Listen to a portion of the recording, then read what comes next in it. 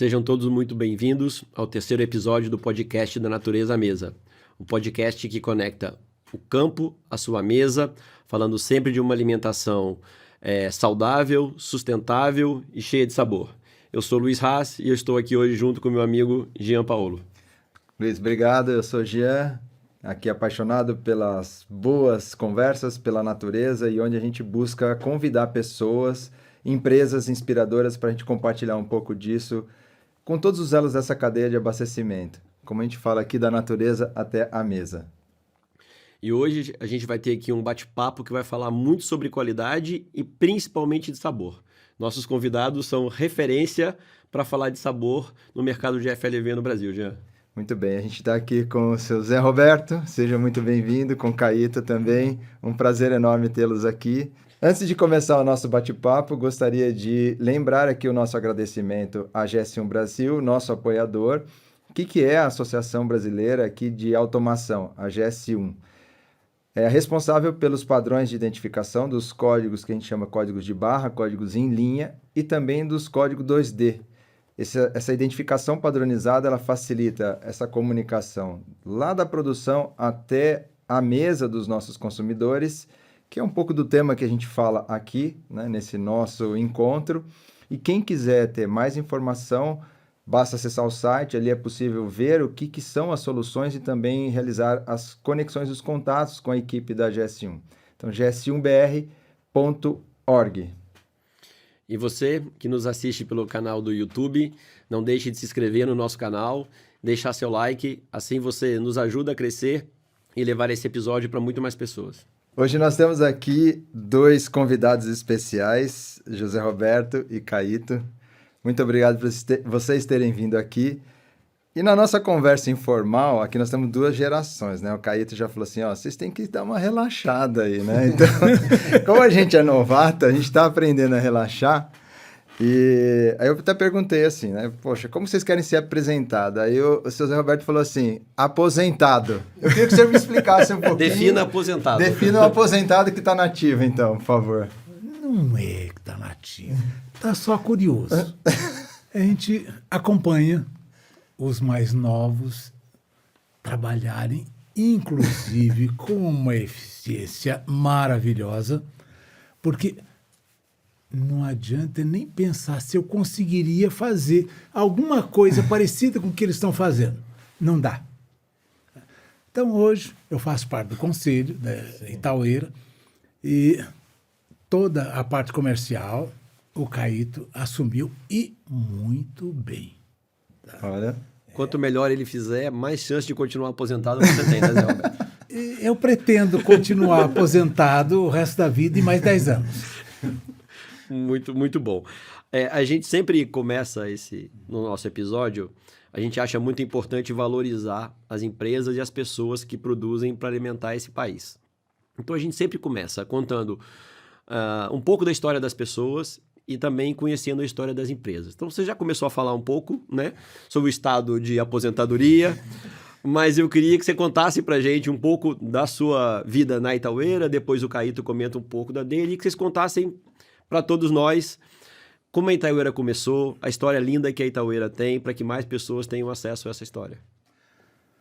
Bom, uma história, não vamos esticar muito, mas a gente começou com o caju.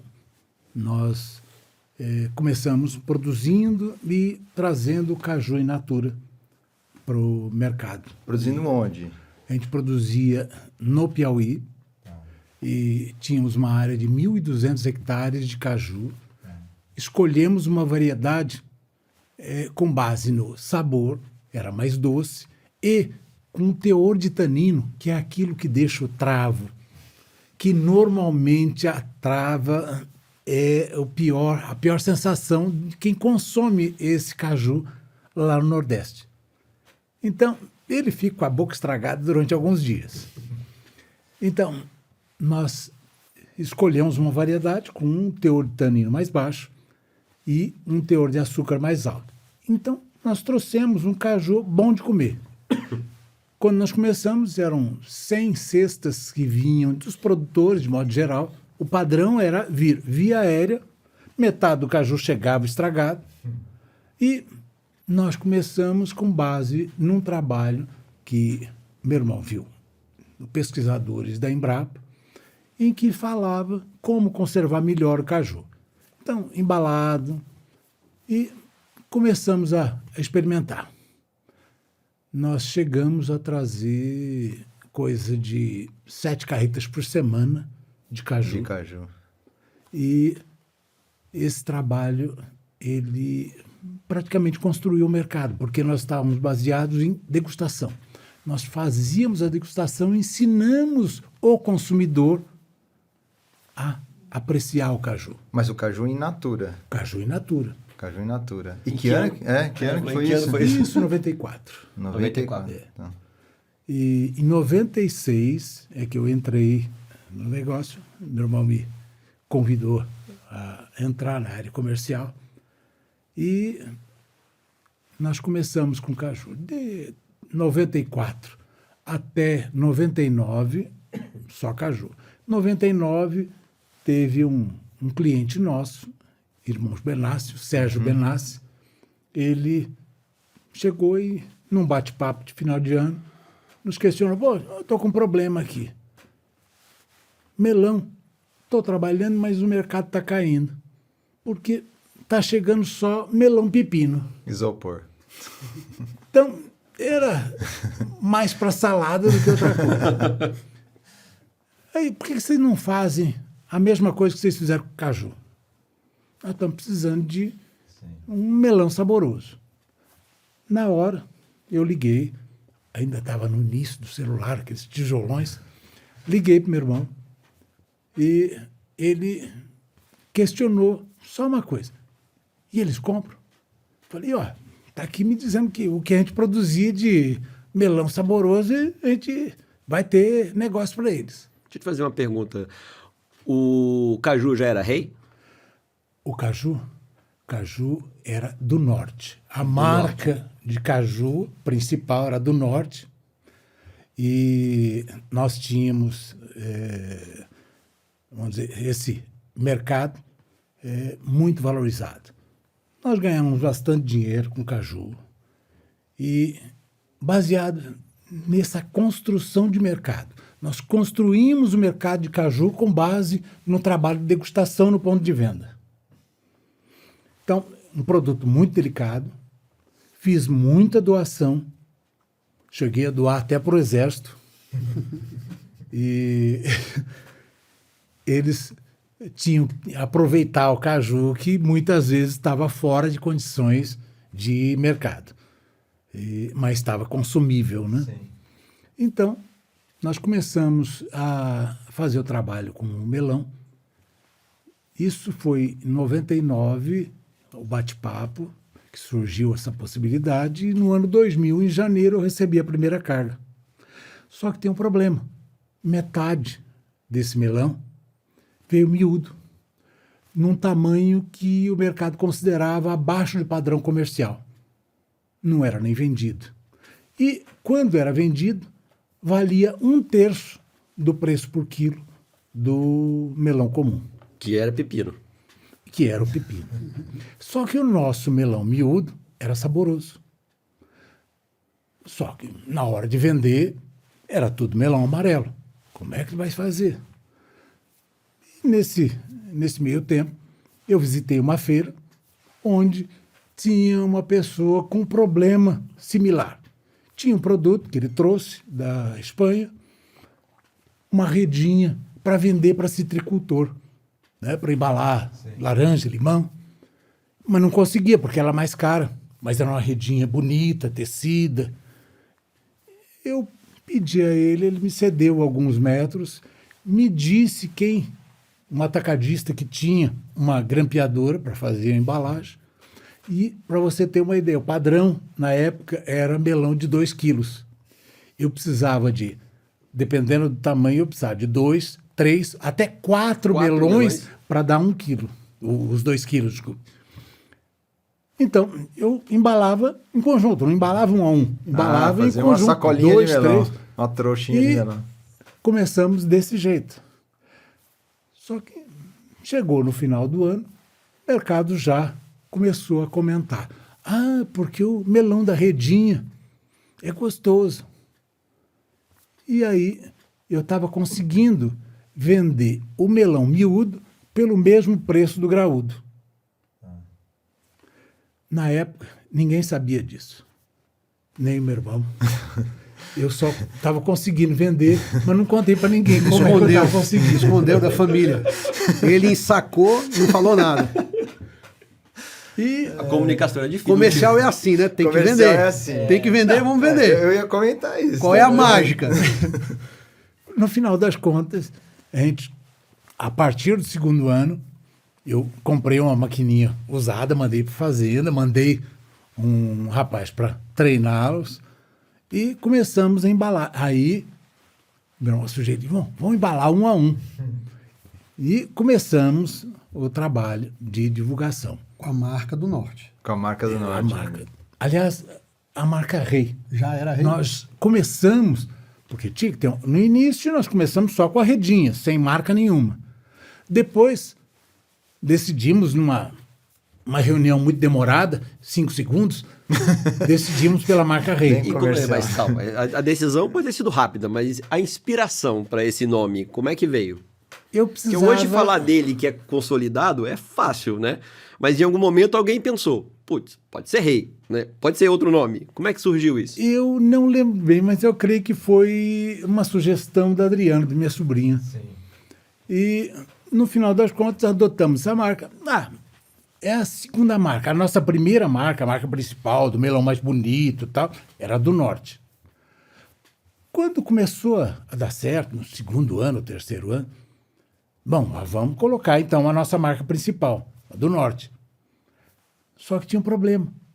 Eu ia no CEAGESP, na banca da feira, e o pessoal continuava chamando de Melão Rei. Não, me dá tantas caixas de Melão Rei. Poxa, mas a marca ali era do Norte. Bom, já que todo mundo continua chamando de Melão Rei, vamos Que voltar e botar a marca principal como Rei. Então ela ficou marca principal desse jeito. Foi uma adoção espontânea dos clientes e nós começamos o trabalho. Muito baseado no mesmo processo que a gente tinha começado com o caju, degustação. A única diferença do nosso melão era o sabor. Você não consegue mostrar diferença de sabor a não ser provando. Sim. Então começamos o trabalho, um trabalho muito baseado em degustação, e as coisas foram evoluindo. A gente foi recebendo apoio muito grande e dos consumidores, principalmente, porque quem no final das contas, estabelece preço é o consumidor. Não é o varejo, nem o atacado. O varejo, o atacado, ele pode valorizar atendimento, padrões de qualidade, mas o sabor é o consumidor. O consumidor adotou, ele valoriza, ele vai buscar. E a origem da Redinha era, eu preciso de uma forma de diferenciar, de fazer com que o consumidor reconheça no ponto de venda qual é o produto que ele gostou. O que tem sabor nesse Porque caso. a associação direta do consumidor é, provei um FLV, gostei, eu vou buscar no mesmo local onde eu comprei esse daí. Isso aí. Então, para que eu pudesse sair disso e fazer com que o consumidor reconhecesse, eu precisava de uma marca. E aí entrou uma coisa que me inspirou. Foi a maçã da Mônica. Olha só. Foi um produto que eu comprava para meus filhos. E tinha o quê? Um padrão constante de qualidade, um produto limpo. Então, com Inspira base nisso daí, confiança que você tá eu lá, preciso né? ter alguma coisa que o consumidor reconheça. Aí veio a Rodinha, depois a marca e a constância na qualidade. Porque é muito fácil você resvalar pelo mais fácil e, já que o pessoal está gostando, ele aceita qualquer coisa. Põe aí volume e vamos embora. Você sabe que nessa minha vida de encontro de varejo, eu vi muitos bons produtos e muitas boas ideias se perderem, porque produzir com qualidade não é volume, é qualidade. e a demanda aumenta. Então você primeiro precisa perceber que ela aumenta, e aí você vai se programar para produzir mais, para ter mais volume. Muita gente ao longo do caminho caiu na tentação de dizer, pô, se eu pegar aquele e colocar aqui no meio, não vai fazer tanta diferença assim. Só que faz tanta diferença assim. E essa diferença assim, ao longo de um tempo, e não precisa ser um tempo muito grande, ela acaba destruindo o valor daquela marca. Então, eu vi muita gente boa, com ideias boas, com produtos bons, perderem consistência e naquela de, não, deixa eu colocar um pouquinho a mais aqui desse primeiro descarte, vamos chamar assim, o Brix está um pouco abaixo, o padrão está um pouco abaixo, mas ninguém vai perceber. Percebe. Eu acho que tem um negócio que é interessante comentar. O Caio, você precisa dizer quando é que você entrou na Itaueira. E se você está aposentado? Vamos falar sobre isso também. Primeiro uma correção. O Zé Roberto não está aposentado. A gente senta um do lado do outro. Não tem a menor condição de ele se aposentar. Ele é a pessoa que inspira todo mundo que está na empresa por esse lado do zelo com a qualidade, dos princípios, né, que estão hoje no propósito da empresa, né, que construiu toda a base do que a gente é hoje, né? E é interessante comentar que tem um passo antes do que o Zé contou, que foi da Itaueira, mas a Itaueira ela é uma spin-off, né, uma empresa que surgiu de um projeto agropecuário da CEMAG, que é a empresa da família que existe até hoje, que produz máquinas e implementos agrícolas, e que eu acho que o DNA nosso começou ali, que é da parte de seguir processos, da perfeição, da qualidade, porque se você não tiver qualidade, você não consegue, né, vender, porque máquinas e implementos agrícolas, o Zé Roberto e meu pai têm uma história linda, só dessa história do acompanhamento, do desenvolvimento da agricultura do Brasil, né? Eles começaram...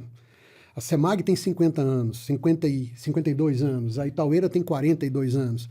E a Itaueira surgiu de um projeto para produzir gado.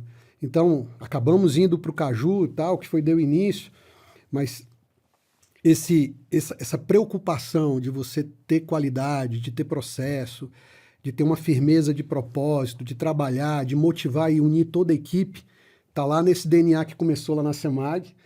E aí o Zé Roberto bem colocou a história todinha aí do que aconteceu com a evolução. Tem toda a vida que eu sento com o Zé Roberto, eu estou aprendendo. Então, não tem, ele pode contar 10 vezes essa história, sempre tem alguma coisa nova para você aprender. Então, assim, é muito inspirador. E o que aconteceu foi que, nesse processo nosso de evolução, né, chegou... Bom, aí falar um pouco de mim, né?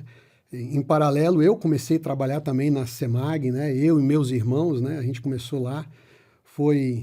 Eu comecei a trabalhar com 11 anos de idade, mas com 12, 13 eu já estava na Mas CEMAG. uma curiosidade nesse processo teu aqui, eu vou te interromper porque assim, vocês são de São Paulo e foram para o Nordeste, vocês nasceram no Nordeste, qual é essa origem, já que a gente está falando de origem? Qual a natureza de Meu pai você? é de Marília, minha mãe é de Fartura, cidades, né, no interior do estado. Fartura fica próximo de Piraju, Avaré, para quem conhece, né? A minha irmã nasceu em Assis, foi onde meu pai casou com a minha mãe, se conheceram lá, depois se mudaram para Presidente Prudente. A Adriana, a irmã mais velha, nasceu em Assis. Os 4 filhos depois, né? Lenita, eu, Tom e Zé Luiz nascemos em Presidente Prudente e a Marilena, a caçula, nasceu no Ceará. Então nós fomos para o Ceará em 73, que foi quando foi fundada a CEMAG, né? A CEMAG foi fundada em 73. E de lá para cá, né, a gente começou com máquinas agrícolas, era uma empresa que produzia máquinas para colher amendoim e feijão. Então, é uma outra história longa. Para outro programa. Aqui, só o que aconteceu, é um negócio. Tem podcasts da história, meu pai conta isso muito bem. É realmente uma história, assim, viver na agricultura do Brasil não é fácil. Imagino. Não é fácil. Você passar por pacotes econômicos, problemas de clima, é difícil e você tem que ter muita resiliência para continuar, insistir, acreditar. E eu acho que isso é o que mais me encanta no nosso setor, né? Porque eu comecei também dentro da CEMAG, trabalhando lá, desenvolvi com outros irmãos, Tom, Zé Luiz, a gente mexia muito com programação, com computador. Acabamos resolvendo montar uma empresa de informática, esse negócio deu muito certo. A gente acabou indo para fora porque era um momento de crise da CEMAG, a família decidiu que uma parte da família tinha que tentar encontrar outras oportunidades de negócio, e a gente foi para o ramo de informática e deu muito certo, né? Então a gente acabou construindo um negócio muito bom no setor de informática, software. vendemos essa empresa foi vendida para uma empresa, a Bematec, depois ela foi comprada pela TOTUS, e em 2016 aí eu fiquei aposentado desempregado. Então, eu fiquei desempregado. Passou um ano sem fazer nada e depois tinha um irmão sobrecarregado, o Tom. E aí convocou os irmãos que estavam de folga, fazendo nada, para trabalhar. Não foi um convite, foi uma convocação, então. Nesse caso, era eu e o Zé Luiz, né? Então, Porque a Adriana já estava. A Adriana já estava, a Lenita já estava, a Marilena também estava. Mas eu e o Zé Luiz não, a gente acabou seguindo uma carreira adulta, digamos assim, né? Toda fora da empresa da Semag. E acabamos, o software que a Semag e a Itaúera usavam na época era o que a gente tinha desenvolvido, como várias outras empresas, a Troller, Camicado de São Paulo, né? Para dar exemplo de algumas empresas conhecidas nacionalmente, né? Mas tem vários outros clientes. Mas era um software de gestão empresarial. Então a gente acabou desenvolvendo muita bagagem, muita experiência. E aí foi quando coincidiu do Zé Roberto estar passando por um momento de dificuldade de saúde muito grande, teve que se hospitalizar, ficar internado, passou um mês na UTI, depois mais 2 meses em home care. E aí foi onde o Tom entrou em contato com o Zé Luiz e comigo, a gente estava aposentado, né, os dois. Veio ajudar, a família precisa, foi um chamado mesmo, né? E aí a gente, bom, eu não sei nem como é que eu vou conseguir ajudar, mas vamos lá. Aí nós entramos e com muita humildade a gente começou a visitar o Brasil inteiro. Então o Tom disse, entrem, verifiquem o que vocês podem ajudar. E aí naquele momento houve uma discussão em família. Não, ó, o Zé Luiz vai ajudar na parte administrativa, informática, essa parte toda de processo. E eu acho que eu tenho que dar uma força no comercial. Eu também era o que mais viajava na parte de tecnologia, vivia viajando, né? E aí diz, não, você tem que ficar de novo e continuar viajando. E passei 6 meses viajando no Brasil, norte a sul, para entender o que era o negócio. Era o que a gente fazia na área de informática. Sim. Na área de informática, você entrava numa empresa e dizia, o que é esse negócio? Sim. SP, distribuidora de combustível. Como é que funciona a distribuição de combustível? Entrava lá, entendia, fazia o software para atender. Troller, como é que é esse negócio de produzir carro? Como é que funciona? E a Troller foi comprada pela Ford. A Ford não tirou o sistema. Disse, olha, o sistema atende perfeitamente, não tem para que trocar o sistema. E a Ford continuou trabalhando com a gente. Então, foi uma série de aprendizados ao longo da carreira. Quando a gente entrou na Itaúera, disse assim, cara, esse negócio é muito bom. É um negócio muito bom. Dá prazer, porque você vende software, ninguém come software, ninguém sente prazer com software. Software é um motivo de reclamação. O Jean sabe muito bem do que eu estou falando. Não, e você tem usuário, cara. Esse termo usuário. Só maconha, não sei o quê, né? Droga, né? Eu vi essas coisas por aí hoje. Então, assim, é perigosíssimo. Perigosíssimo. Mas, assim, a gente é completamente diferente. A fruta, você pega, prova, a pessoa na hora te diz se gostou ou não gostou. É encantador. Você está aqui com um problema na fazenda ou conversando com alguém. Não, deu problema. Não, mas todo ano é assim, outro ano tem problema. É muito diferente. Então, a resiliência, né, a forma de você encarar a vida, os desafios, é encantador, né? Realmente é motivador. E naquele momento lá, a gente tinha que definir o rumo que a gente ia tocar, né? O Zé, eu disse para ele, né, Zé, não tem a menor condição de você ficar longe desse negócio. Eu não entendo do negócio. Estou ainda aprendendo, né? Estou há 7 anos na empresa e ainda aprendendo. Então, a gente está o tempo todo tentando ver como melhorar os processos, o que fazer, porque o nosso DNA é da agricultura, que veio lá com as máquinas agrícolas, é de processo, mas é também da parte de tecnologia, software, o que fazer para melhorar a qualidade.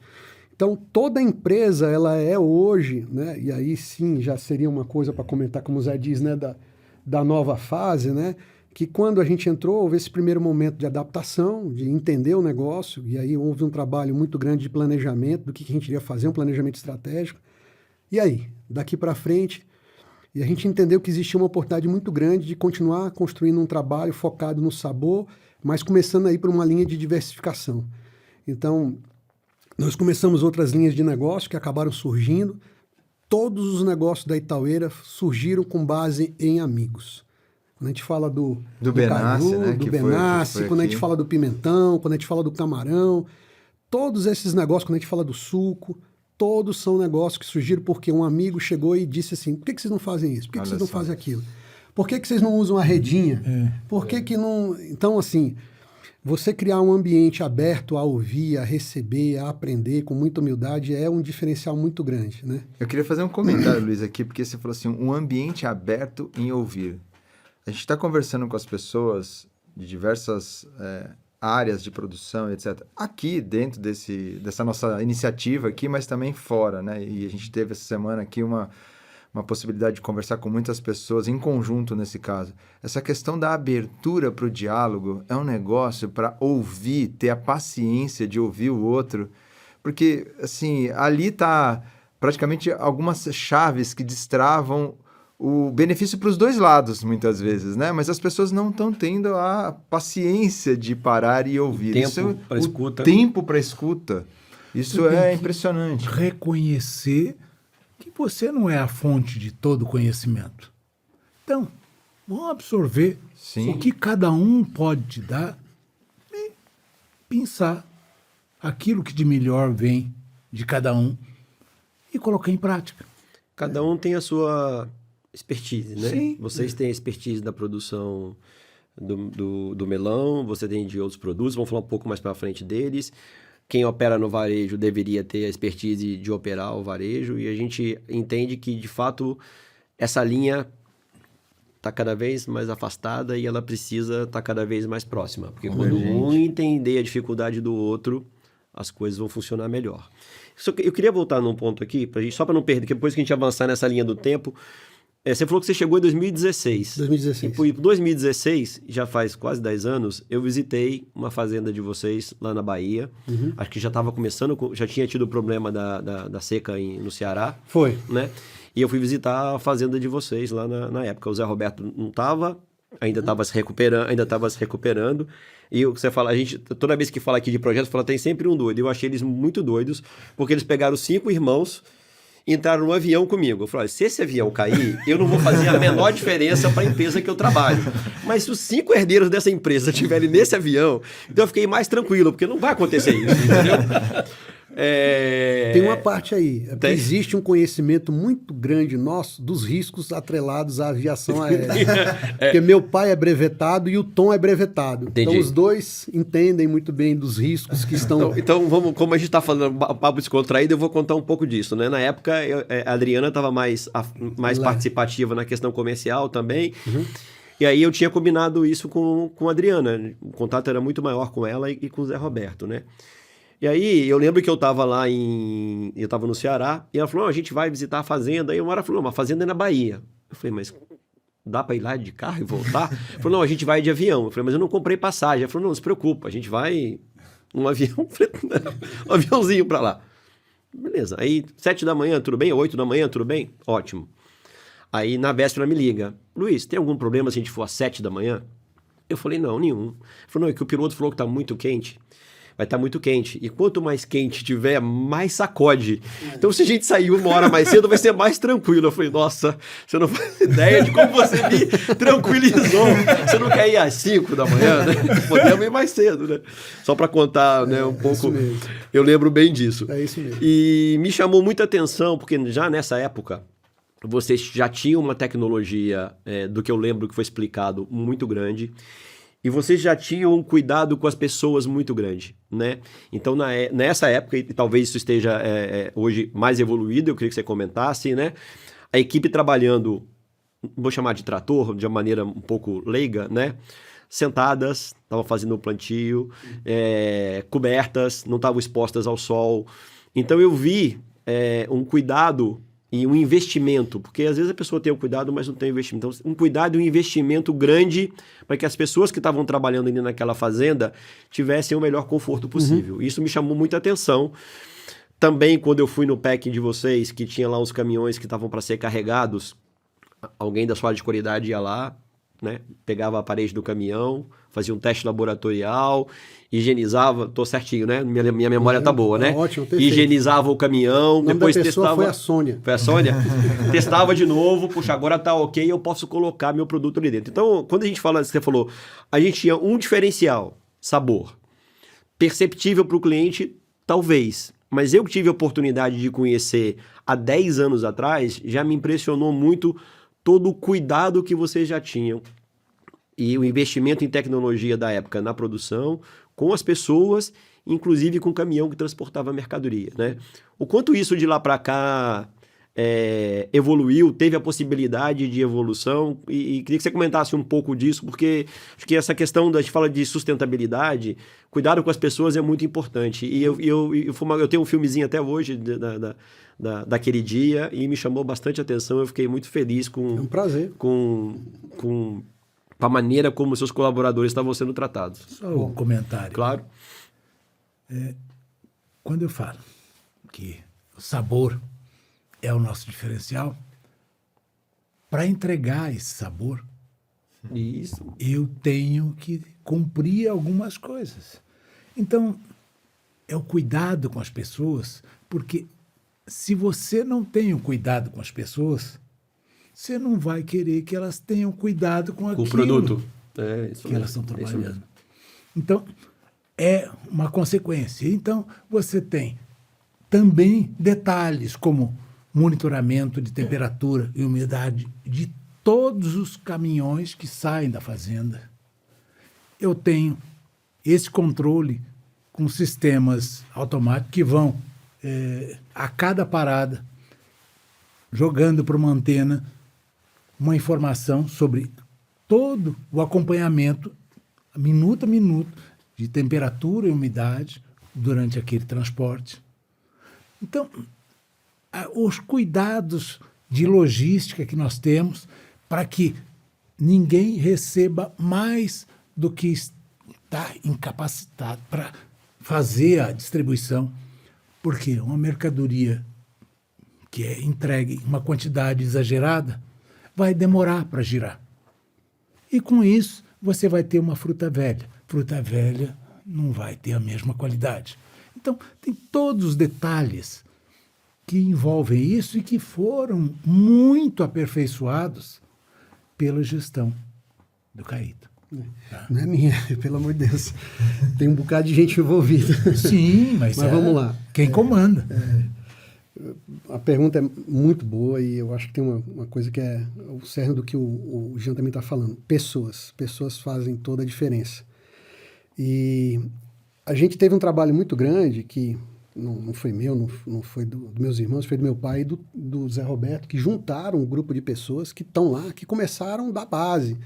Muitas pessoas ali colhiam melão ou carregavam, faziam embalagem do melão, e foram pessoas que foram tendo oportunidades, e até hoje tem várias pessoas que você citou, né? A Sônia, por exemplo, é uma pessoa que você se lembra, que está lá com a gente até hoje, já se desenvolveu, ela está numa outra posição, né? Cresceu na carreira, e a história da Itaueira é de oportunidades. A gente chega em regiões onde muitas vezes não existe um bom desenvolvimento, né? Uma economia pujante, e a gente consegue, como fator de desenvolvimento, ajudar aquela região e promover um desenvolvimento muito grande. Mas todo o processo nosso, ele se baseia numa característica. A gente tem que empoderar nossa equipe. A gente tem que ter uma condição de que eles na ponta, nas fazendas, eles são as pessoas que sabem o que está acontecendo todo dia. Nós trabalhamos com um produto que é da natureza mesmo, né? É imprevisível. Vai chover, não vai chover? Como é que está a amplitude térmica? Não está? Ano a ano não se repete. As condições são diferentes. E isso tem influência extrema, né? O efeito do sol, da irradiação solar, o efeito da amplitude térmica numa determinada região ou da umidade muda completamente o que aquele produto vai poder te entregar de sabor e de qualidade. O nosso desafio é fazer a nossa equipe entender isso, entender que a gente não trabalha numa única região, essa é uma característica da Itaueira, a gente produz o ano todo, os produtos são oferecidos durante todo o ano, e o melão e a melancia especificamente, a gente agora vão ser 4 meses em cada região. Então eu tenho que, uma boa parte da nossa equipe muda de região, sai de uma região, vai para outra, para poder conseguir. E são climas, solos, água, tudo completamente diferente, e você tem que desenvolver um manejo. E não é só isso. Na verdade, nós estamos falando de tecnologia, né? Então quando você começa a analisar isso, você tem que o tempo todo dizer, olha, o papel da diretoria é apontar o caminho, definir o plano, a gente está com essa visão, isso aqui, todo mundo está entendendo, bom, o que é que vocês precisam para entregar, o que é que vocês precisam para melhorar, o que é que vocês precisam para conhecer mais. Então há um investimento constante, né? Quando a gente começa a falar disso, a gente montou uma estrutura na empresa para que a gente pudesse realmente evoluir com outras linhas de produto e que essas outras linhas de produto, elas se utilizassem dessa plataforma, se a gente puder chamar assim, de conhecimento de equipe para que uma nova cultura... de repente eu vou trabalhar com pimentão. Opa, mas eu tenho aqui pessoas especialistas em nutrição, em uma série de áreas que poderão contribuir com essa nova estrutura que está sendo montada. Vou para o camarão, da mesma forma. Então, quando você começa a montar uma equipe de especialistas em produtos biológicos, sejam macrobiológicos ou microbiológicos, como fungos e bactérias, e você começa a pesquisar e desenvolver soluções dentro de casa muito mais eficientes, que aumentam a produtividade, aumentam a qualidade e melhoram o sabor. Aquilo, o aprendizado que se aprende numa cultura de campo aberto, ela é útil para estufa, mas você está lá trabalhando com pimentão e você tem outras características que você aprende, daquilo ali eu posso levar para um outro. Na hora que você começa a trabalhar sabor, o camarão é um produto vivo, assim como uma planta. Ele tem necessidades que, de certa forma, existe uma correlação. Então, a mesma equipe de conhecimento, de P&D nosso, ela é destacada para se envolver com todos os negócios. Então, isso gera uma sinergia e a equipe tem que ter a humildade de dizer assim, eu não domino ainda. Sim. Eu domino nesta fruta, mas eu não domino nesta outra fruta, neste outro produto. Então, é um processo constante de aprendizado, mas isso aí, de novo, volta lá a história da CEMAG. Como a gente tinha que controlar rastreabilidade, quem trabalha com máquinas agrícolas, quando a gente foi para a produção do melão e da melancia, cara, como é que você vai conseguir melhorar a qualidade do melão e da melancia se você não rastrear? Então, nós não fomos por rastreamento para criar a rastreabilidade de produtos por uma necessidade de lei ou alguma coisa assim. Não legal. Houve. Na verdade, para eu saber o que aconteceu, eu tenho que saber qual foi a área da fazenda que foi plantada, que foi colhida, o que eu apliquei lá, o que eu fiz, qual foi o manejo, o que estava acontecendo com a temperatura, com choveu, não choveu naquela área da fazenda. Você tinha que reunir um conjunto de informação para poder dali estudar o que estava acontecendo. É por isso que todo melão rei hoje, melancia da Magali, ele tem, ou pimentão, produto rei, ele tem lá uma etiqueta única que diz um código de rastreabilidade que ele é útil para que nós e a nossa equipe tentarmos entender e melhorar os processos para que sempre haja alguma coisa que a gente esteja aprendendo. Então, todo ano há um aprendizado, todo momento há um aprendizado.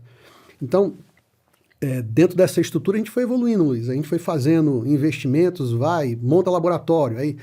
E o que é legal essas iniciativas saíram da equipe. Elas não saíram, a diretoria dizendo, tem que fazer isso. Não, nós estamos estudando aqui. Gente, se eu fosse falar aqui, estamos estudando aqui, tem como baixar 1 centímetro na caixa. Aí você baixa 1 centímetro na caixa, dá para botar mais uma caixa em cima.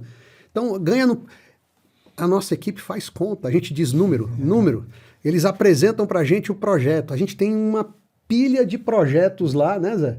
Para desenvolver, a gente fica escolhendo qual é o projeto que traz mais retorno para o consumidor e para a empresa, que vai trazer um benefício. E são sempre analisados. Então, a gente tem uma filosofia lá, né, que é mais produtividade, mais sabor, menos riscos e menos custo. Então, é uma filosofia. Mas tem um outro conjunto, que são os princípios da empresa, os valores da empresa, que a gente trabalha muito a questão da iniciativa, né? Então, a gente pede para que a nossa equipe o tempo todo, diariamente, esteja como melhorar os processos. Então, todas as áreas da empresa, essa cultura, ela está permeada. E todo mundo tem o poder para levantar a mão e dizer, tem uma ideia aqui. E aquela ideia, ela é analisada com todo carinho. A gente sempre procura estimular que primeiro ele troque ideia com a equipe, com os pares, veja se aquela ideia se sustenta ali, e aí ele levanta essa ideia para frente, e aí é onde você vai melhorando. Porque a ideia é essa, a gente é muito parecida com o jogo, né? Quem está no campo é que tem que pegar na bola. O papel nosso é como se fosse um técnico do lado de fora, muito mais tentando dar apoio, ajudar e tudo mais. Mas quando você está no campo, você tem que se ajudar. Defesa, ataque, tem que todo mundo se ajudar. E você cria esse ambiente. Você foi falando tanta coisa agora que assim foi... Não, foi vindo uma... E primeiro, um ponto importante, porque a gente sentiu isso nos episódios anteriores que nós gravamos, né? E a gente ouve e fala assim, poxa, eu não posso deixar de falar nisso no segundo, que é essa complexidade do processo produtivo. Tem gente que é do varejo que está escutando a gente, tem gente que é produtor e tem nossos parentes, por exemplo, que não tem nada a ver. Final. Né? Que é o consumidor. Ele olha, ele escuta e fala assim, mas por que essa palavra? Você falou macro e micro biológico, né? Por exemplo, a gente está falando de clima, de temperatura, de época, muda de lugar, então... Eu só queria reforçar esse ponto, porque se chegar de novo, a gente quer que chegue, de certa forma, nesses consumidores, para que eles entendam o valor daquele melão que está no supermercado e que vai para a casa deles, para nossas casas. Esse final de semana eu consumi um produto de vocês, eu recebi uma visita, não fui eu que comprei, foi a minha esposa que comprou e estava lá, cortadinho, bonitinho. Eu vi que era de vocês, estava com a redinha, com a identificação... Do jeito que tava, né? De tudo do jeito que...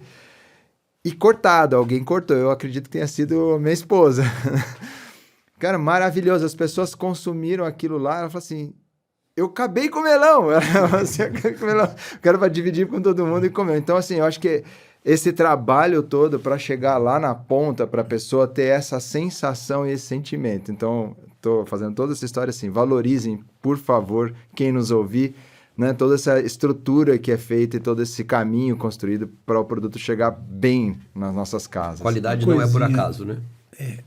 Com relação à mudança de região. Todo mundo acha que Nordeste é tudo igual. Da Bahia para cima é tudo Nordeste. Passou do norte de Minas... Que Santa Nordeste, Catarina e Rio Grande do Sul. Isso também deixa o pessoal magoado. Os climas, regime de chuvas, são completamente diferentes.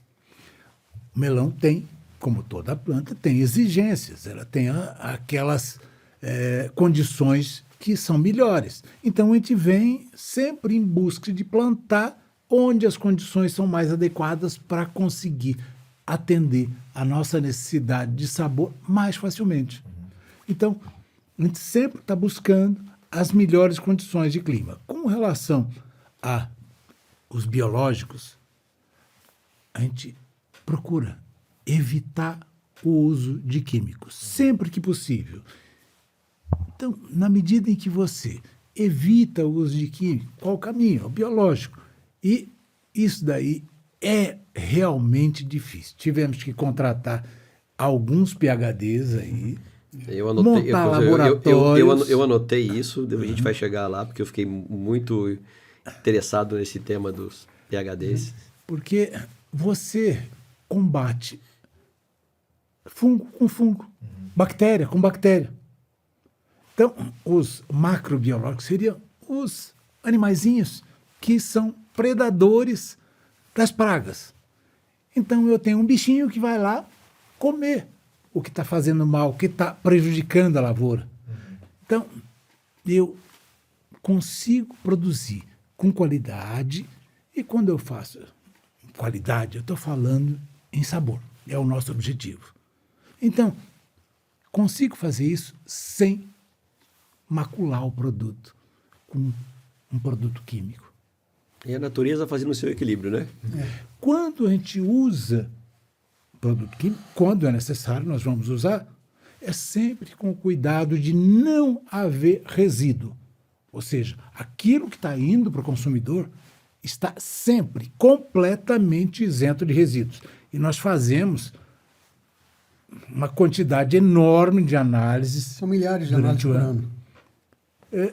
Para cada área nossa que é colhida é feito análise. Cada área, cada lote está fazendo. Então, realmente, a gente... E com o senhor, eu lembro, porque assim, nós nos conhecemos ali nos anos 2008, mais ou menos, pelo menos na minha memória, né? E eu lembro que nós estávamos explicando ali o assunto da rastreabilidade, quer dizer, explicando não, estávamos trazendo esse tema para a mesa, para a discussão, e o senhor levantou a mão e falou assim, eu já tenho. Né? Em 2011, a gente recebeu um prêmio da GS1 pela rastreabilidade. Eu me recordo disso também. Né? Então, aquela revolta inicial causada pelo assunto, né? Eu lembro muito bem o senhor levantando a mão e falou assim, o que você quer que eu te explique? Né? Como que você quer que eu te ensine?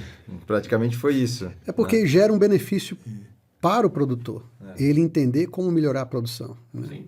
Olha, a rastreabilidade, no caso da Itaueira, ela surgiu muito antes. Coisa de décadas atrás, porque meu irmão, ele sempre, quando ele trabalhou com outras atividades, inclusive com agropecuária, de terceiros, ele precisava administrar a distância. Então, ele sempre se baseou em quê? Em números. Ele não tinha condição de chegar e estar o tempo todo presente. Então, tudo era planilhado e, com base nas informações, ele tomava as decisões. Sim. Quando nós começamos a ter os nossos negócios na área agropecuária, no caso da Itaueira, simplesmente continuamos a usar esse mesmo sistema. Então, a rastreabilidade começou dele, dessa necessidade que ele tinha de administrar o negócio à distância com base em dados e informações. Muito poderoso isso que o senhor está falando. Então, isso sempre foi não um diploma para colocar na parede. Sim. Foi uma ferramenta de trabalho de uso diário. Então, é uma necessidade e uma coisa que nós sempre usamos. Então, a rastreabilidade é uma coisa muito antiga para nós e usada diuturnamente. É isso. Como a gente já entrou vocês já comentaram que o negócio expandiu, né? Que outros produtos hoje a Itaueira está produzindo, além do famoso melão? A gente entrou no melão, né? Melancia, tem crescido muito a melancia. A gente está no pimentão. O pimentão surgiu novamente com um amigo, né? A Globo Rural, inclusive, fez uma reportagem recente contando a história da parceria com o Paulo Selba, né? E um grande amigo que, no momento onde estava atravessando dificuldades, nos procurou. A gente começou a dar um apoio como amigos e, em determinado momento, ele disse: por que vocês não compram a minha empresa? E aí a gente começou a fazer um trabalho, né? Compramos uma parte do negócio e o negócio evoluiu. Aí a gente acabou comprando 100% do negócio e é um negócio que tem crescido muito. Acho que o Luiz teve a oportunidade, um momento de visitar, de conhecer o negócio lá. E o negócio evoluiu muito, e dentro da mesma filosofia. A gente empoderou a equipe, aumentou o tamanho da equipe, colocamos pessoas e eles foram trabalhando. E aí a gente saiu de uma produção, sei lá, de 15 frutos por planta para praticamente 26, mas já tem frutas produzindo 30, 32. Então é sempre a busca, a mesma área, a mesma estrutura, e você consegue gerar um trabalho. Então, há uma história que é importante a gente comentar, que é o nosso respeito à natureza, né? A gente considera que a gente tem um respeito enorme ao consumidor, que é o que é a base de tudo que a gente faz. Nosso foco sempre é o consumidor, e a gente, quando senta para conversar com o varejo, com o distribuidor, sempre é: por que a Itaueira faz isso? Luiz, a gente teve essas discussões várias vezes. A gente faz isso dessa forma porque é melhor para o consumidor. O consumidor vai receber uma fruta mais fresca, ela vai estar mais saborosa, ela vai estar mais agradável, ele vai poder confiar, e a única coisa que a gente tem de valor é a confiança, né? A gente fica falando muito de sabor, sabor, sabor, mas o que se busca é a confiança. A própria questão da rastreabilidade é uma oportunidade que você tem, de um momento de problema, você repor aquele produto em respeito ao consumidor e adquirir a confiança dele de que é um produto da natureza. É impossível que você eventualmente não tenha algum problema com uma ou outra fruta, sem dúvida, porque é um produto da natureza. Sem dúvida. Esse sabor é o que ele percebe. Percebe. Mas a confiança na marca é que, por trás daquilo que ele não consegue ver, todos esses processos estão sendo feitos da melhor maneira possível para aquele produto ser saudável, além de tudo, ser saudável para ele. E é uma grande oportunidade, num momento como esse, de você contar a história. Essa é uma oportunidade do consumidor que não entendeu, ele entender mais por que aquele problema surgiu, o que aconteceu. Então, é sempre uma oportunidade. Então, em todos esses negócios, o envolvimento da equipe, aprendendo e dizendo para a gente o que é interessante. Por exemplo, a direção da Itaueira não faz algumas viagens mais internacionais. Quando tem que discutir pimentão, o pessoal é que viaja para o exterior da própria estrutura, que vão lá e veem o que está acontecendo e trazem as ideias, apresentam as soluções, sempre naquele espírito. Por que isso é bom? Vai melhorar o produto, vai melhorar a qualidade, vai melhorar o sabor, vai melhorar a produtividade, vai reduzir custo. Aquela filosofia, né? Mais produtividade, mais sabor, menos custos, menos riscos. É mais seguro, essa tecnologia é melhor, evita algum problema. Então, o tempo todo é todo mundo buscando isso. E isso vai gerando... Então, pimentão é um exemplo disso. Hoje, o nosso pimentão ele é praticamente... Não pode ser orgânico porque usa o slab bag. Sim. E na legislação hoje, na regra, não permite. Mas é um produto extremamente saudável, com um grau de qualidade altíssimo. É como a gente fala, a planta ou o camarão é que nem um ser humano. Quanto menos remédio você der para ela, mais saudável vai ser. É muito lógico nisso. É muito mais produtivo. Então, para que dar? Outra, ninguém quer ficar tomando remédio.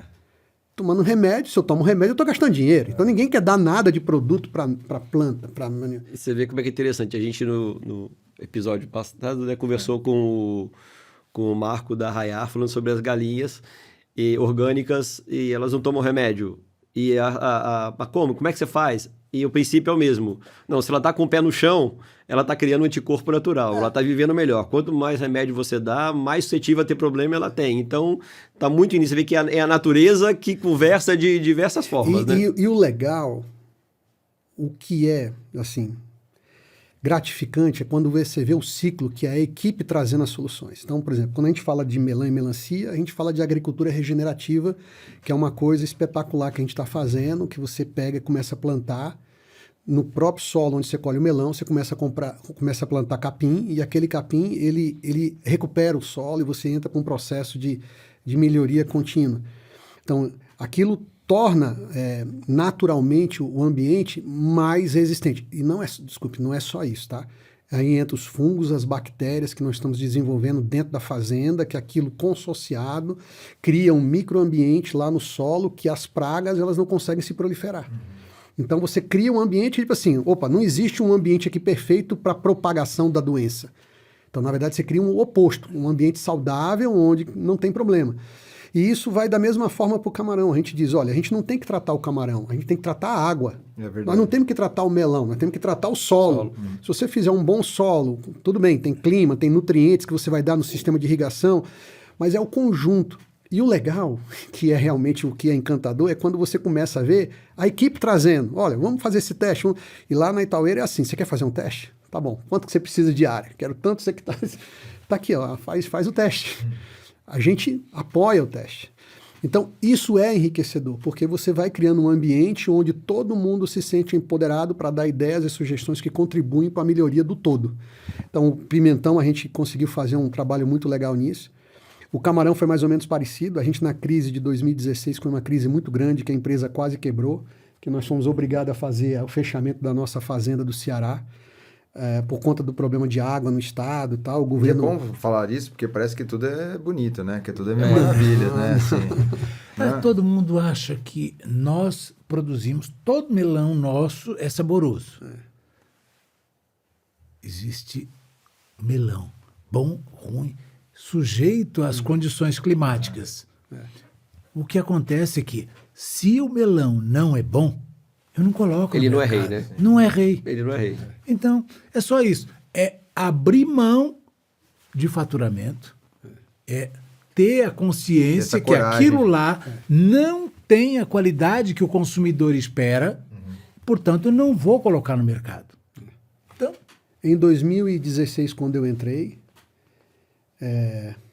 Mas você estava falando de quando quase quebrou ali, né? Isso que eu ia dizer. Então, 2016 foi quando eu entrei, foi o motivo que a gente teve que fazer a parada das fazendas. A gente comprou uma fazenda em Ipanguaçu, próximo a Mossoró, que era uma fazenda que antigamente se produzia o melão, uma grande empresa produzia o melão nessa fazenda e nos vendeu a fazenda. A gente, poxa, você não tem o que testar, né? A fazenda estava produzindo melão, é de uma empresa multinacional. Por acaso eu produzo melão? Né? Eu produzo melão, eu conheço a empresa, tal, os caras produziam, vamos comprar a fazenda, tem água, tem rio, o rio passava do lado, e a gente estava com problema no Ceará, fomos para o Rio Grande do Norte. Chega no Rio Grande do Norte, o governo do estado diz, opa, aqui também está com problema da água, não pode mais usar a água do rio. Nós tivemos que fazer poços, e a água era salobra, então você começa a ter outro problema. Então, assim, os desafios, você levou uma pancada, o governo do estado parou a produção, 50% da nossa produção teve que parar. Produzimos 3.000 hectares, de repente, da noite para o dia, você perdeu 1.500 hectares. Como é que eu atendo o mercado? A gente exportava, atendia o mercado nacional, tem que tomar uma decisão, para de exportar. Você não vai conseguir atender o mercado internacional e nacional ao mesmo tempo. O mercado internacional é uma janela, o mercado nacional é o ano todo. Então vamos focar no mercado nacional para sobreviver. Paramos de produzir todas as variedades de melão e melancia, focamos só no melão rei amarelo, para sobreviver.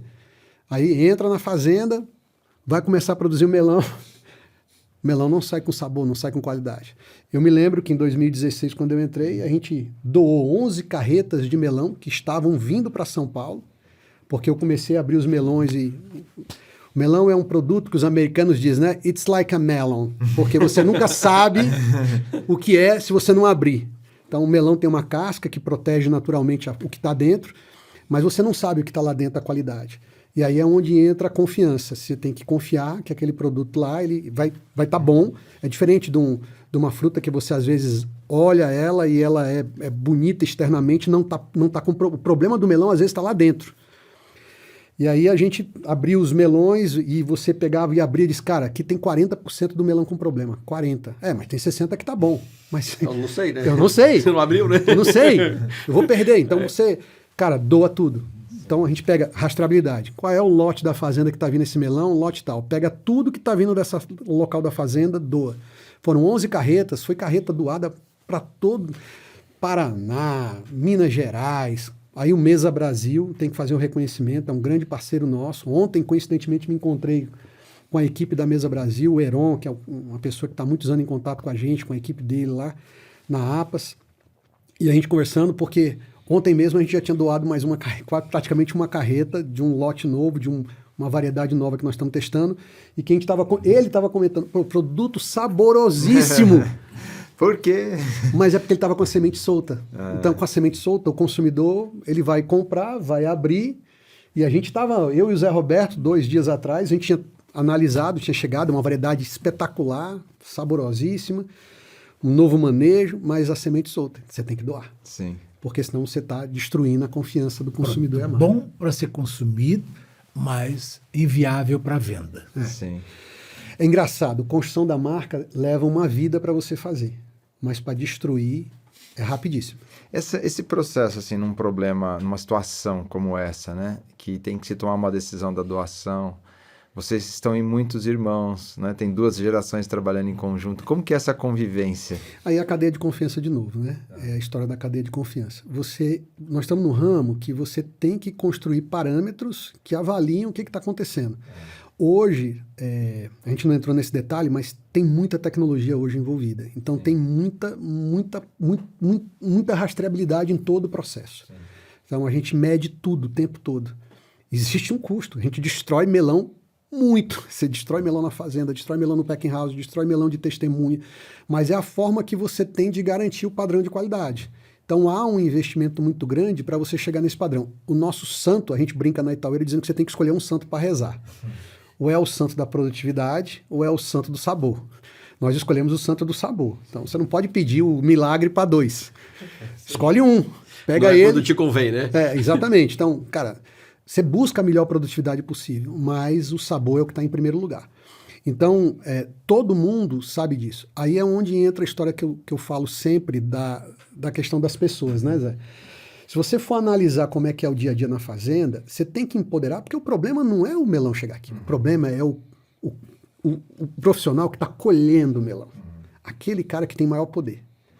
Por quê? Porque ele está lá colhendo o melão que vai ser colocado na carreta que depois vai chegar para o consumidor. Ele tem que saber se aquele melão está bom ou não. Tudo bem, você tem uma equipe que vai proteger. Mas a decisão de escolher o melão que vai ser colhido é dele. Então, ele tem que entender qual é o ponto certo de colher o melão. Ele tem que colher o melão e a gente busca fazer isso. Olha, colha só o que você teria coragem de botar na tua mesa de casa para dar para sua família, para seus filhos, para seus amigos, que te desse o orgulho de estar levando. Então, o Luiz eu acho que testemunhou isso. A equipe lá na fazenda, quando o produto não está bom, eles ficam tristes. Hoje tá bom.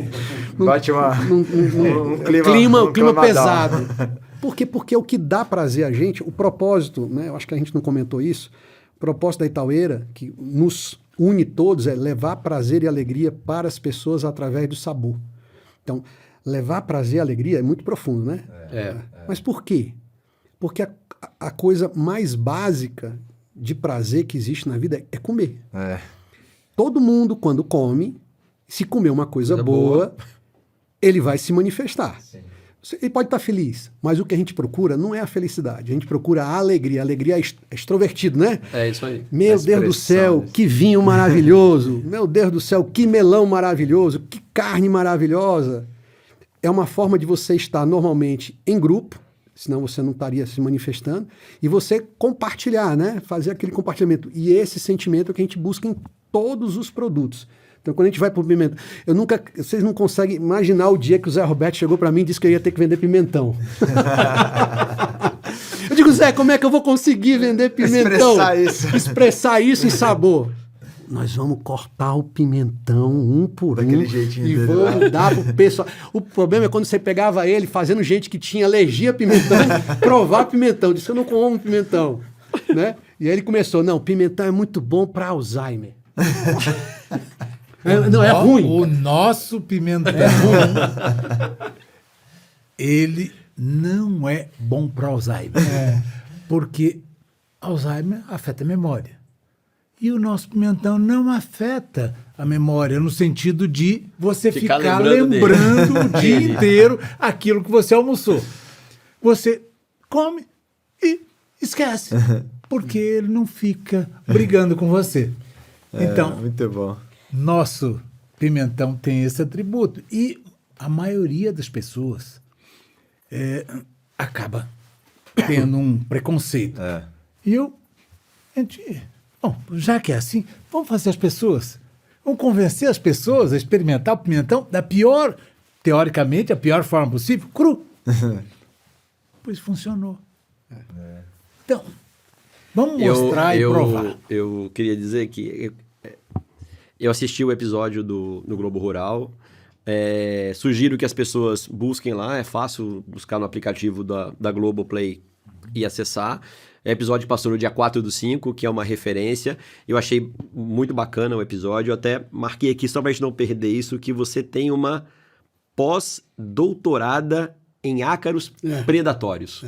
Que aquilo que você explicou, né? Eu tenho um ácarozinho que vai lá, come o outro ácarozinho que faz mal. E, de novo, as coisas não acontecem por acaso. É um investimento na tecnologia, investimento nas pessoas, né?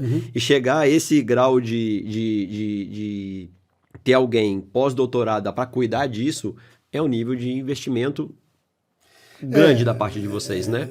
De grande. pesquisa, de levar um responsável para uma área, ter cada pessoa para uma área diferente. Eu acho que isso é muito interessante. E, de novo, a qualidade não vem por acaso, né?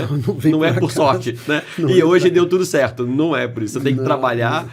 Como é que é aquela frase de Tiger Woods que falava, né? Quanto mais eu treino, mais sorte eu tenho. É um pouco disso, né? O Mão Santa, né? O Oscar Schmidt dizia isso também, né? Dizer que é sorte?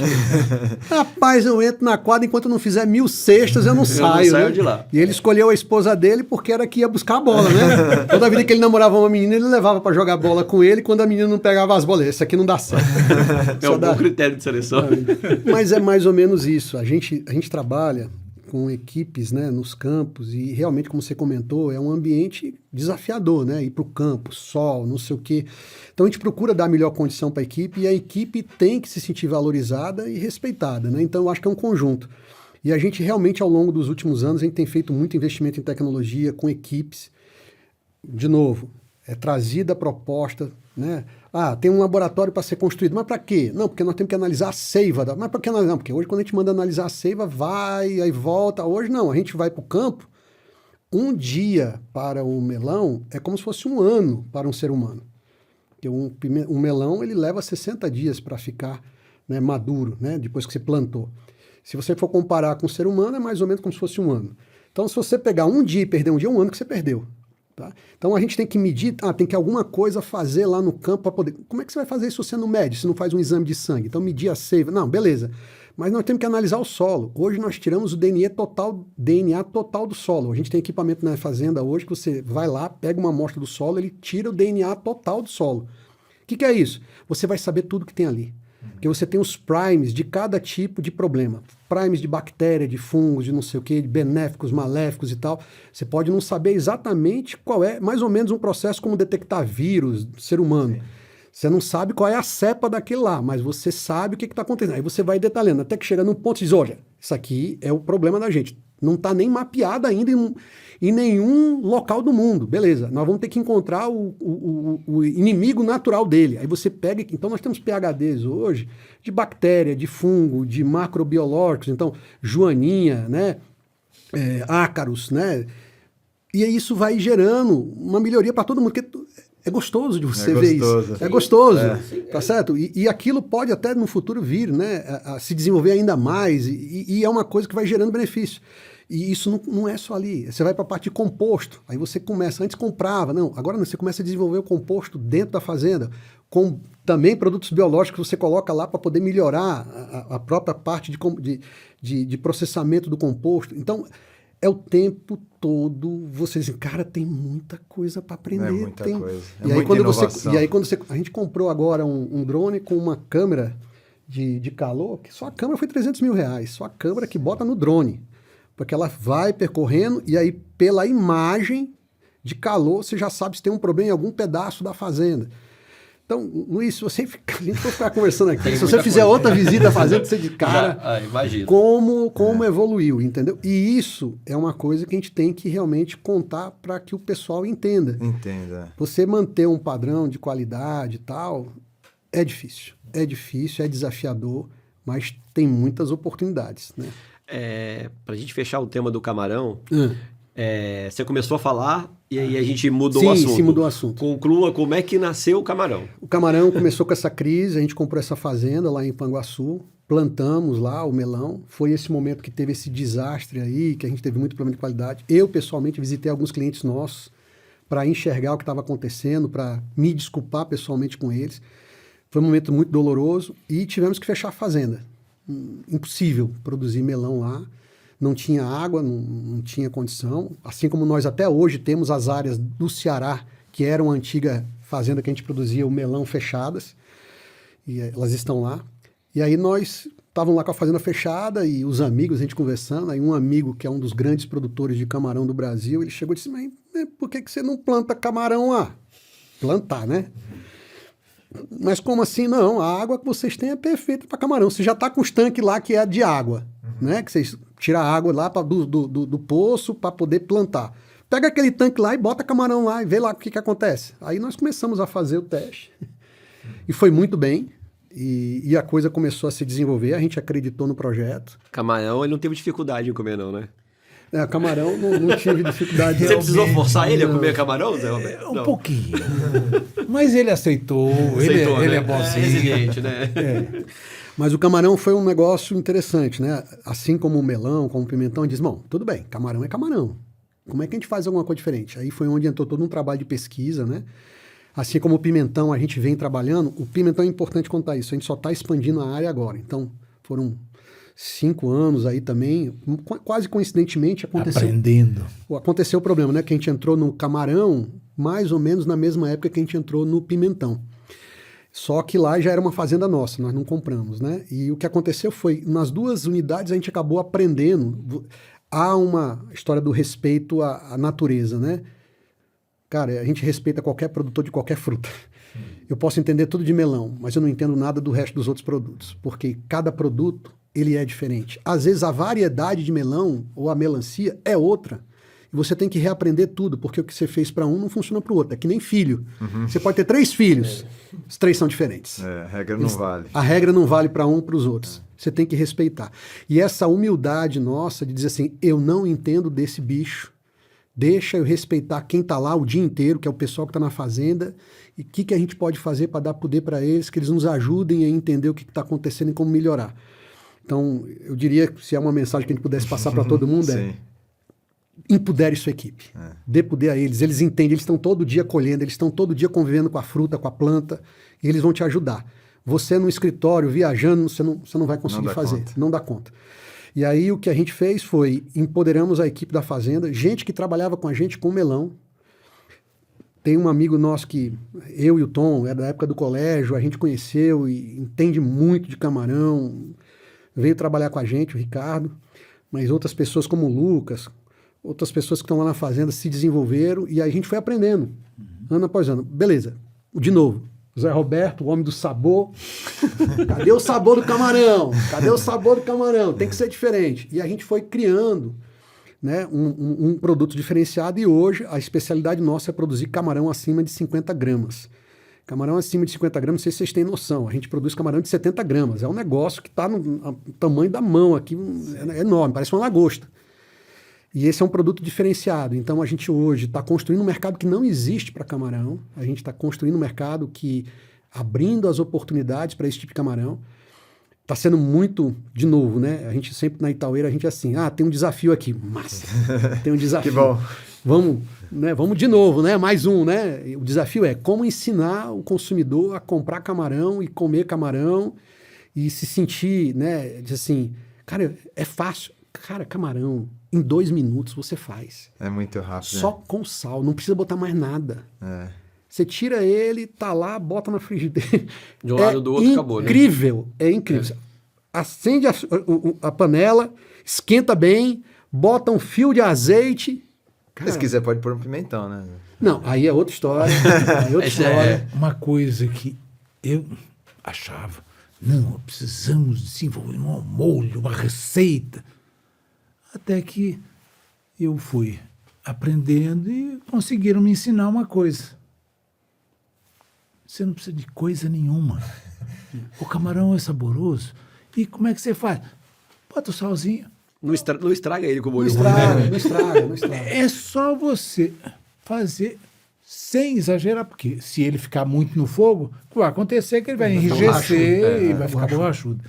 Mas botou 2 minutos de um lado, 2 minutos do outro, salzinho, acabou, não precisa mais nada. E eu realmente preocupado com... Aí é onde entra essa história do aprendizado, né? Como é interessante, né? Entender o consumidor, respeitar a natureza. Mas respeitar o consumidor, o desafio do Zé, né? Pimentão. Cara, pimentão, ele é mais fácil de vender do que o melão. Porque o melão, você prova uma vez e diz, não, é muito bom, mas toda fruta é assim, eu provo, tá boa, não tá ruim, né? Aí você tem que provar. Então, uma coisa que eu aprendi com o Zé, Caíto, tem que, no mínimo, a pessoa degustar 3 a 4 vezes o melão para dizer, não, realmente Tem consistência. tem consistência. Aí ele compra o melão. Por isso que a gente trabalha muito esse processo de degustação em loja. E aí entra todo o trabalho da gente com os distribuidores, a quem a gente tem uma relação e um respeito enorme. Tem todo um trabalho que a gente está desenvolvendo com eles, conectando o sistema com eles, para trocar dados e tudo mais, que é um trabalho belíssimo que a gente está fazendo, e produzindo resultado para eles, crescendo vendas de todo mundo, porque é um processo que você gera valor. Você não está... Você está entregando, está ajudando ele a entender e entender melhor como é que funciona o negócio. Então é um trabalho muito bonito que a gente está fazendo. Mas o pimentão é diferente. O pimentão, você vende, a pessoa leva para casa. Ele não prova na loja, ou às vezes prova, mas é impossível, porque a pessoa não come o pimentão cru. Sim. Ele vai ter que fazer algum prato. E o que é interessante é que na hora que a pessoa leva para casa, você convence a cozinheira ou a dona de casa que aquele produto é melhor porque ela compara com o que ela normalmente comprava, que é o lamuio, que é um pimentão que, eu não sei os números exatos, mas no Nordeste, o prejuízo, né, a perda de loja na faixa de uns 30%. Né? Alto. Não, é isso aí. Pimentão perde 30% a 35%. Pronto. É então, altíssimo. É altíssimo. Então, com o pimentão bloco que a gente produz, é zero. Praticamente zero. A gente não tem reclamação no nosso saque. Não existe reclamação. É uma coisa espetacular. Melancia menos, melão um volume maior, mas o pimentão não tem reclamação. O pimentão a pessoa leva para casa, ele não apodrece dentro da geladeira, ele dura aproximadamente 30 dias, sem problema. O lamuio, 1 semana, mais ou menos isso. Parece que é o mesmo produto, mas é outro produto completamente diferente. Aí o consumidor, ele diz assim, não, estou pagando mais caro. Tá, mas basta uma vez. Ele leva para casa, é mais rápido, a conversão é mais rápida. Aí entra a segunda conversão. A conversão que acontece depois é a do sabor. Ela começa a usar e começa a virar como se fosse um tomate, uma cebola, um alho. Ela começa a agregar aquilo para dar sabor ao prato, enriquecer o prato na cor, e aí aumenta o volume de venda. Então, a ideia é sempre essa, é você entra numa linha de produto, tenta entender aquilo, como criar um diferencial com aquilo, como transferir valor do que você faz na fazenda para valor para o consumidor. Na hora que você consegue conectar essas duas pontas, aí é sucesso. Aí o preço é consequência. O preço sempre vai ser uma consequência, Luiz, e eu diria para você o seguinte, se tem uma coisa que ainda nos frustra muito grande, é realmente essa história de o valor que é apresentado para o consumidor, ele é muito diferente do valor que é o que a gente na fazenda vende muitas vezes. Negociado. Que é negociado. E isso a gente entende que isso é da dinâmica do mercado, né? Porque faz parte do varejo, a hora que tem, a hora que não tem, o mix de produto, né?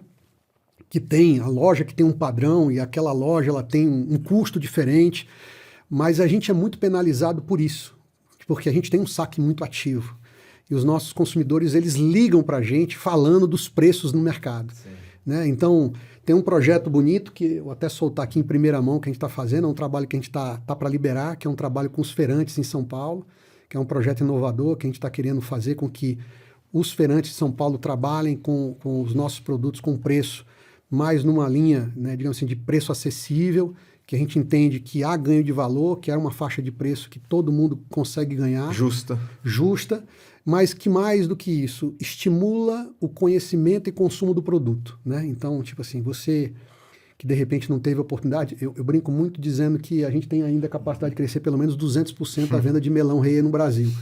Porque tem muito, apesar da gente estar muito presente no Brasil, tem muita gente que não teve a experiência de comer melão saboroso. Aí você não come, ou toda vida que você come não é bom, você não vai comprar. Você não compra de novo. Esse é o produto caro, né? Você paga por ele, não interessa quanto, e você não aproveita. E você não aproveita, né?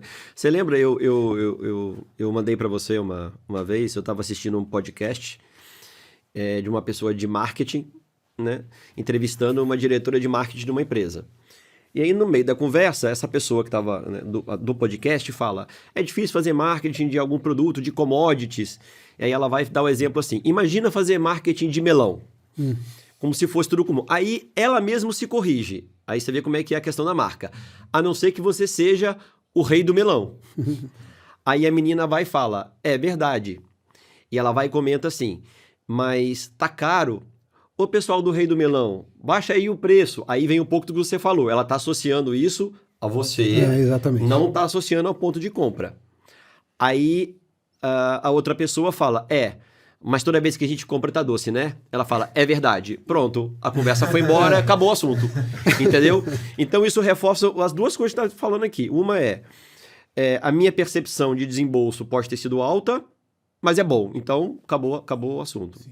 E outra, por mais que não seja seu, a decisão do preço na ponta, ela vai reverter para você. Como eu já fiz com você algumas vezes, eu sou um consumidor e acho que você deveria explorar mais a uva Vitória, porque eu sou um consumidor, toda vez que eu compro uva Vitória Rei, é 110% de chance de acerto, e eu já te mandei foto de loja, falou: pô, Caíto, esse preço aqui não vai dar não, né? E não era eu sei que não é uma decisão sua, né? Mas corrobora que você encontra o mesmo produto 3 vezes mais caro no mercado. Né? Luiz, isso é muito ruim para a imagem. E aí entra aquilo que vocês falaram. É muito importante um alinhamento com os varejos. De entenderem e estimularem a produção de frutas de forma geral, mais saborosas. Porque se há uma coisa que é prazerosa, é comer fruta broa. Sim. Tá certo? Então, o grande benefício que pode existir é haver uma maior valorização. E aí eu digo, se tivesse mais melões, mais frutas saborosas, o consumo de fruta aumenta. E é isso que a gente busca o tempo todo. Né? Se há uma contribuição que a gente pode dar, e o tempo todo o Zé Roberto conversa com todo mundo, fala: foca no sabor, foca na qualidade, respeita o consumidor. Porque na hora que você sabe que não tem qualidade e bota a tua marca, aí você está desrespeitando o consumidor. Aí você está enganando o consumidor. Aí vem a pergunta que o Jean fez: mas quem é que decide isso? Isso para a gente é tão natural? Não tem condição. Você está enganando. Na hora que você está enganando, você está fazendo aquilo que é tudo contra o valor mais importante que a gente tem na empresa, que é a honestidade, que está lá nos valores da nossa empresa. É honestidade e respeito. Né? Então, honestidade, respeito, criatividade, inovação e sustentabilidade são só 4 valores que a gente tem. Mas são os 4 que a gente considera que são os fundamentais para desenvolver toda a base do que a gente faz. E isso, aí entra o Zé Roberto, meu pai, que o tempo todo estão lá no conselho, né, brigando com a gente. Uma coisa, a gente procura entregar aquilo que a gente gostaria que entregassem para nós. Exato. Então, é fácil decidir. É fácil decidir. É tão simples. Você faz essa eu pergunta. não gostaria de receber isso daqui, então eu não vou entregar isso daí. É tão fácil. A pergunta é essa. Você chega para a tua equipe e diz: se tivesse desse jeito, o que é que você ia achar? Assim Entendeu, né? Entendeu, né? É fácil. É uma coisa que a gente diz muito, né? A verdade sempre aparece. Você pode falar o que você quiser. A verdade ela vai prevalecer. Então, se você, de repente, conta uma história que é bonita, mas não é verdadeira, dali a pouco ela desaba. Então, assim, essa história da construção do respeito, ela é demorada, ela é dura, ela é difícil, mas é o único caminho que a gente entende que é o que vai produzir um resultado de longo prazo. Senão, é um processo que você não sabe o que vem pela frente. Aí, de novo, a firmeza de propósito. Você sabe qual é o valor da empresa, né? O que a gente tem lá com valores, sabe qual é o propósito. Está alinhado com o que você entende, estou dizendo dos profissionais. Se não está, meu amigo, o ambiente para trabalhar não é aqui. Novamente, eu acho que assim, a expectativa nossa é que esse material que a gente está construindo com vocês, escutando vocês, é que de alguma maneira contribua para essa performance da cadeia, né? A gente tem um consumo baixo, de maneira geral, da categoria frutas, legumes e verduras, mas de alimentos perecíveis. Aqui a gente não vai exclusivamente focar, não está focando exclusivamente em FLV, né? Ou também a gente vai falar com flores, tem pescado, tem outras coisas assim, né?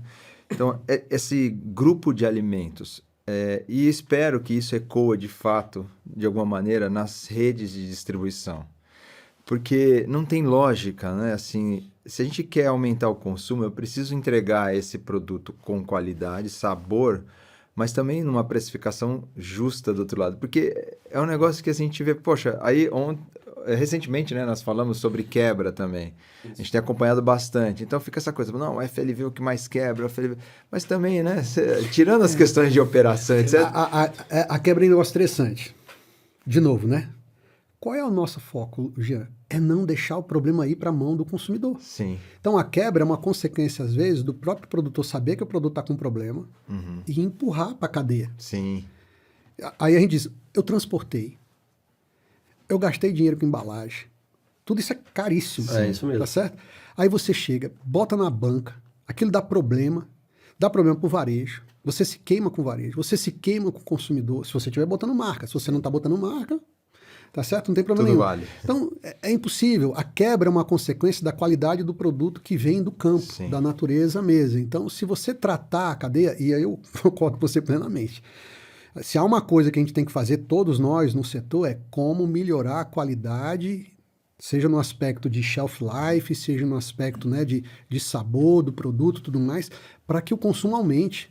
Porque daí você sai dos produtos processados. Exato. Isso. Sai dos produtos processados. O gancho foi o que você deu ali, assim. Ah, mas se não tem marca, né, você comentou, meio que tudo vale. Vírgula, não necessariamente. Mas o ponto, eu acho que o desafio que o FLV no Brasil tem, e vocês são, na minha opinião, né, o melhor exemplo que existe hoje, e que vocês deveriam ser seguidos, é a construção da marca. Por trás da marca tem tudo o que a gente discutiu aqui. Mas a força da marca, você já está no longo prazo. Né? Você estava em 90 construindo isso. Nós já estamos em 2024, você já está no longo prazo. Muitas das discussões que existem hoje duras com o varejo não acontecem com você. Porque o varejo, de alguma maneira, quando senta com você, já sabe. Esse é o rei, essa é a qualidade do que eu estou comprando, esse produto tem um valor que está no mercado com esse valor. Não estou dizendo que é fácil a vida, mas ela é muito mais complexa quando eu vou lá naquele que não tem marca. Porque se não tem marca, se não tem diferencial, se muito do que a gente discutiu aqui, né, ou falou sobre a produção e a qualidade, o investimento dela não acontece, cara, eu só tenho um atributo para discutir com você. Quanto custa? Então, o desafio do nosso FLV, é como você falou, é que outros reis existam. Na manga, na uva, na batata, no alface, aonde seja. Né? Qual é o atributo de qualidade que aquele produto existe, que vai me fazer destacar e que o valor dele seja mais alto. E a gente sai da discussão do preço. Então, falando do lado de quem viveu muito varejo. Ah, mas só fala em preço. É verdade? Na maioria das vezes é. Por quê? O que você está discutindo? Um produto que não tem valor agregado. Se ele não tem valor por trás, o que sobra é preço. Qual é o desafio de todo mundo? Esse é o melão rei. Porque a discussão é outra, não é preço. Tem uma coisa interessante que eu acho que é bem legal a gente comentar. A gente ainda, em função da crise de 2016, só agora não, ano passado, não, só agora que a gente vai chegar a 3 mil hectares. Foi 2.860 mais ou menos hectares que a gente plantou. Quase 10 anos depois. Tá certo? Então, quando a gente fala de crise, e aí entra a história da resiliência, a gente tem uma dificuldade que é, você até pode crescer numa determinada região. O problema não é nem que seja isso. Na verdade, a Itaueira, ela teve que ir adquirindo terras lá no Ceará, porque lembrando que só esse ano que nós estamos voltando a plantar no Ceará. Então, esse ano nós vamos ter aproximadamente 1.200, 1.300 hectares lá no Ceará, que a gente vai voltar a produzir no estado desde 2017, que 2016 foi o último ano, né? 2017 em diante a gente parou. Então, só agora que nós vamos voltar. Então, quando você pega essa história e entende que a gente teve que passar por tudo isso para chegar onde a gente está, agora quem está voltando a exportar. Então, também, eu cresci aquele volume que eu exportava no mercado nacional, eu fui ocupando espaço. Mas a gente sempre percebeu que tinha oportunidade de crescer mais. O que a gente tem a expectativa da nossa parte, Luiz, e aí existe um trabalho muito importante para fazer, que é o que eu estou falando de acompanhamento com varejo, com distribuidores e tal, é como tornar mais acessível o produto de qualidade com preço mais competitivo, porque você começou a ter uma escala maior. Isso é matemática básica, você tem que aumentar o volume de produção para diluir o custo de toda essa estrutura que foi montada, com muito investimento ao longo dos últimos anos, adquirindo terras.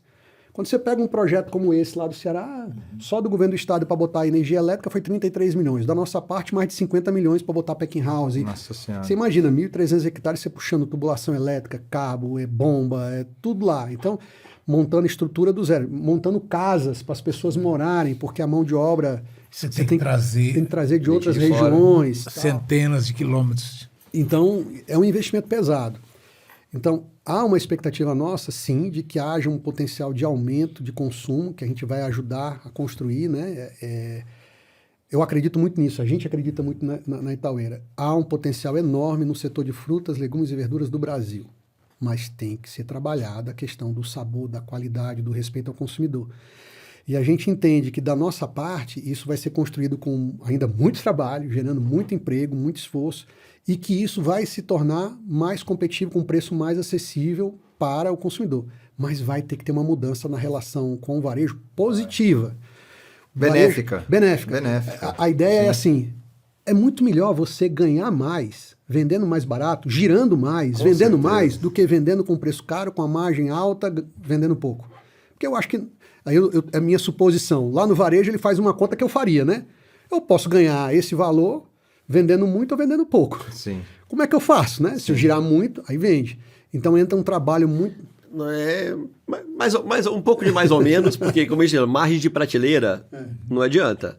Margem só acontece quando o produto passa no Checkout. PDV, exatamente. Aí tem duas coisas que regulam isso. O que o cliente está disposto a pagar, que é o principal, e aquilo que está acontecendo na concorrência. Você tem um produto de muita visibilidade.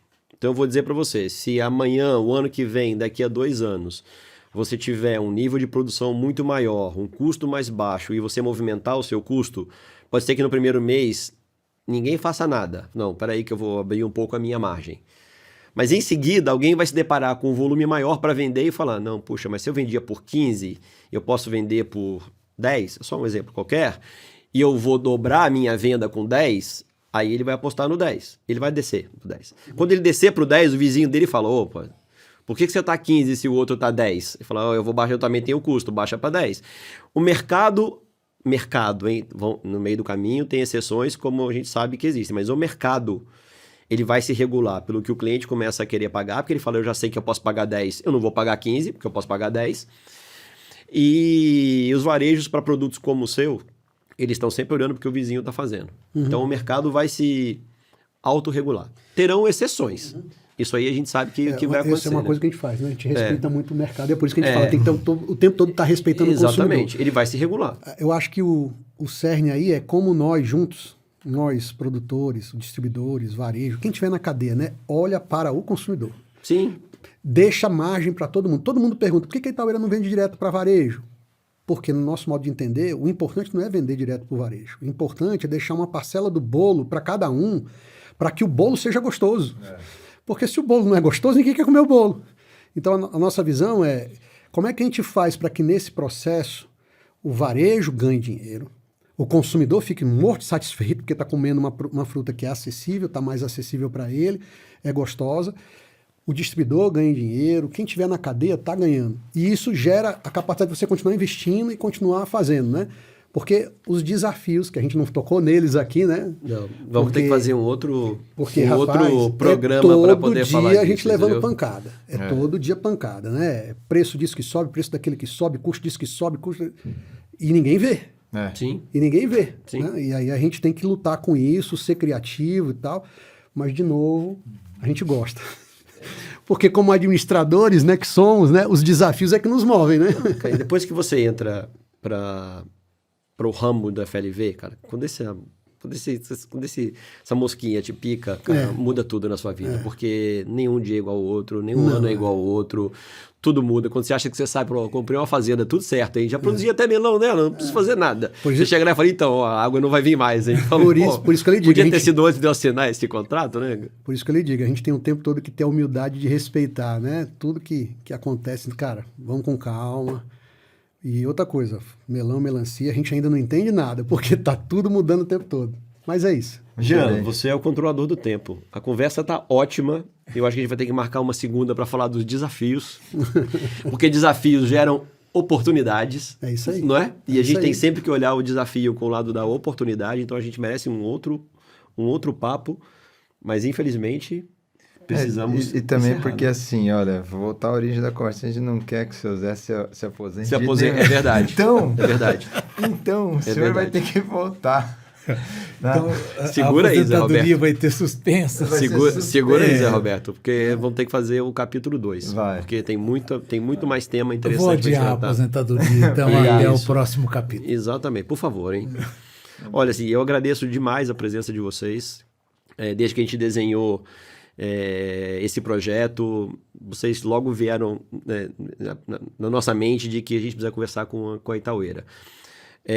Pela história do Zé Roberto, né, por quanto ele é reconhecido profissionalmente no mercado que a gente vive, não tem um lugar que você não vai que as pessoas não procuram o Zé Roberto, não reconhecem ele, não cumprimentam ele. Então, acho que isso, para o setor, é muito importante. Vocês representam, talvez, o produto mais expoente desse mercado, falando de, novo, valor agregado de produto, de marca reconhecida, de padrão de qualidade. Então, não teria nenhum sentido a gente fazer esse nosso projeto se vocês não passassem por aqui. Então, eu queria agradecer muito a disponibilidade de vocês. Acho que ficou um episódio muito rico. A gente falou de muitas coisas. Como você falou no início, o roteiro estava aqui, mas vamos fazer uma conversa mais informal. E ela foi completamente fora do que a gente desenhou e ela foi mais rica do que a gente planejou. Então, muito obrigado pela disponibilidade de vocês. Sigam assim, porque vocês são a referência desse nosso mercado, e eu espero que muitas pessoas e muitas empresas se inspirem em vocês para levar a régua do FLV desse país e a gente conseguir aumentar o consumo. Ok. É isso? Bom, obrigado por ter nos convidado. Esperamos estar aqui ainda antes da aposentadoria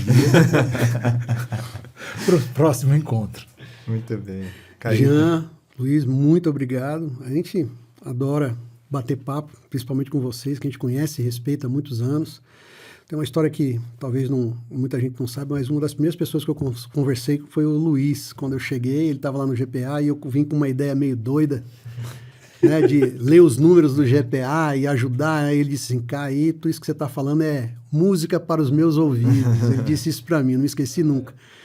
Então, assim, a gente entende que realmente nós do setor temos que estar mais próximo do varejo para entregar qualidade, entregar valor e ter uma oportunidade de ter um papo desse, contar essa história e deixar claro que isso é uma construção contínua, não para, desafios são constantes. Vamos em frente, vamos ajudar e vamos aumentar o consumo de frutas, legumes e verduras, ovos e flores e Fungos ou cogumelos. Você botou fungos, cogumelos, né? FFF, né? Você botou na última. Não vai dar para falar mais. Né?